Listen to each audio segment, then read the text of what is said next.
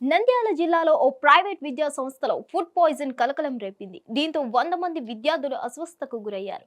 Chairman Kondareddy పుట్టినరోజు సందర్భంగా వేడుకలు నిర్వహించారు. ఈ వేడుకల్లో ఆహారం తిన్న విద్యార్థులకు వాంతులు చేసుకుని ఇబ్బంది పడ్డారు. విషయం బయటకు రాకుండా విద్యా సంస్థ యాజమాన్యం జాగ్రత్తలు తీసుకుంది.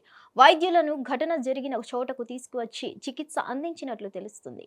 అయితే ఫుడ్ పాయిజన్ అయిన విషయం కనీస విద్యార్థుల తల్లిదండ్రులకు స్కూల్ యాజమాన్యం సమాచారం అందించలేదు. ఎవరికీ తెలియకుండా సీక్రెట్ గా పిల్లలకు ట్రీట్మెంట్ అందించినట్లు తెలుస్తుంది.